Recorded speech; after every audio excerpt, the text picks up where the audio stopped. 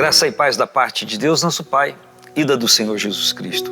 De novo, antes que se desmonte, eu estou aqui junto a esta obra de arte elaborada pelo Ministério Feminino da Igreja, que nos serviu de cartão postal, de local de foto para tanta gente da igreja, por conta da celebração dos 19 anos do aniversário da igreja, da nossa celebração. E eu estou aqui, a partir de agora, todo sábado com você, para podermos celebrar a palavra de Deus e vivenciarmos todo o propósito de Deus para nós, juntos. E nós estamos nesse ano, temos um tema geral, dependência do Senhor. Nós estamos estudando Esdras e, obviamente, a sua história.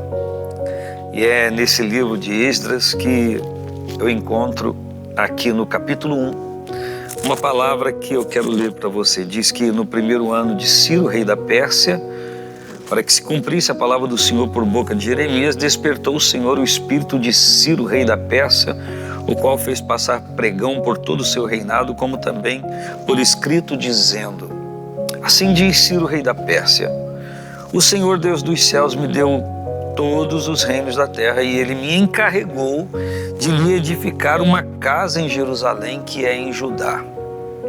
Quem há entre vós de todo o seu povo, seja seu Deus com ele, suba a Jerusalém, que é em Judá, e edifique a casa do Senhor Deus de Israel.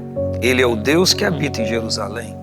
E todo aquele que ficar em alguns lugares em que andar peregrinando, os homens do seu lugar o ajudarão, com prata, com ouro, com fazenda, com gados, afora as dádivas voluntárias para a casa de Deus que habita em Jerusalém. Então se levantaram os chefes dos pais de Judá e Benjamim, os sacerdotes e os levitas, com todos aqueles cujo espírito Deus despertou, para subirem e edificar a casa do Senhor que está em Jerusalém. Essa história, que envolve a vida de Esdras, começa dessa forma, é um início. E nós vemos aqui a ação poderosa de Deus, a ação divina, ministrando um governante, ministrando alguém que estava à frente de um império, para lhe impulsionar a impulsionar outros a fazer aquilo que era a vontade de Deus naquele momento, a hora de restauração de Jerusalém, a hora de reestruturarem tudo aquilo que fora destruído, desorganizado, bagunçado, desestruturado. E a palavra diz então que Deus despertou o espírito de Ciro, ou seja, Deus falou no seu espírito, o Espírito de Deus falou dentro do espírito de Ciro, ser espiritual dele. E esse homem então reconhece aqui o seu governo, mas ele diz que quem deu esse governo, quem deu poder a ele, foi o Senhor Deus dos céus. E reconhecendo isso, ele disse: ele me encarregou de fazer algo. Que coisa linda! Talvez no afã de querer ver a história que está aqui no entorno, ou no conjunto de palavras e ações dentro do livro de Esdras, a gente passe por sobre isso.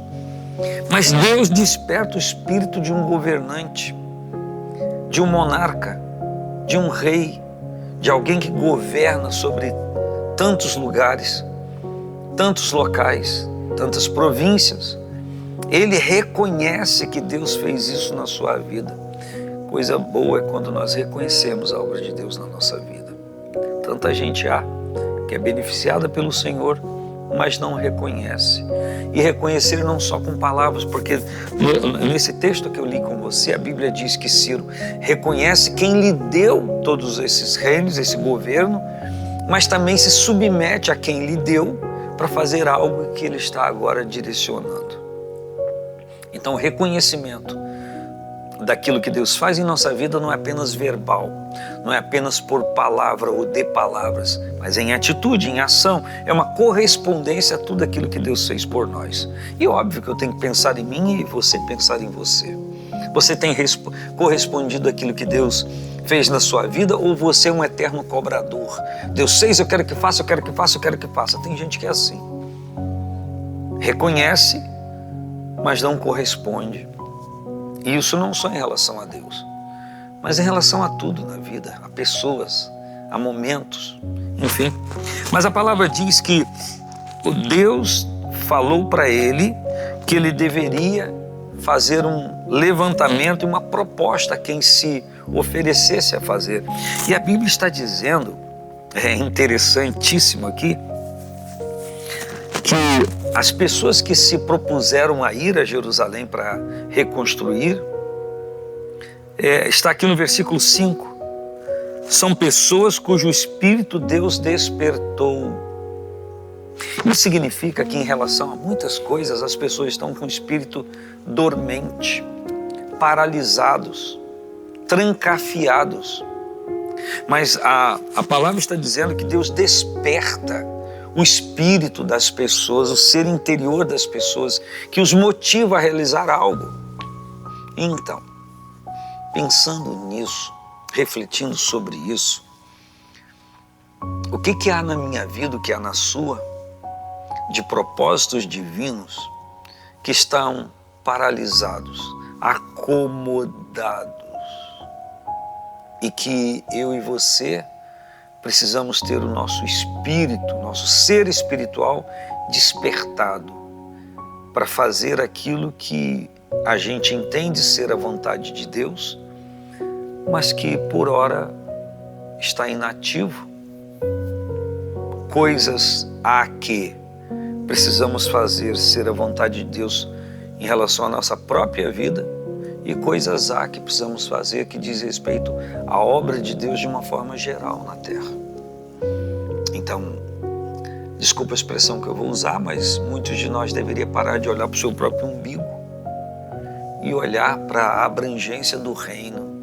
O reino de Deus não se atém a uma pessoa, a uma família, a uma igreja. Já pensou se nós aqui da Quinta Igreja Assembleia de Deus ficássemos pensando, não, é só aqui? Que unitarismo é esse?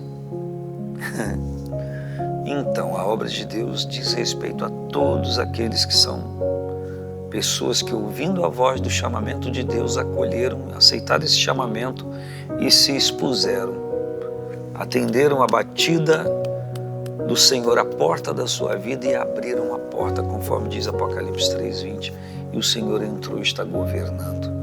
O Senhor governa a sua vida? A resposta sua vai ser ligeira. Governa! Então, se Ele governa, então por quê que muitos de nós que dizemos Ele estar governando a nossa vida, estamos paralisados, inertes, enquanto deveríamos estar cuidando das coisas da nossa vida humana, sim, mas cuidando das coisas que diz respeito ao reino de Deus.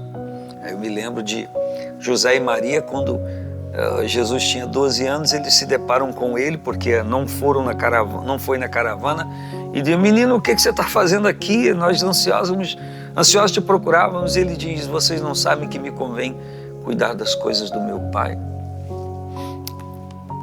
Então, muitas vezes o nosso pai é apenas um terreno.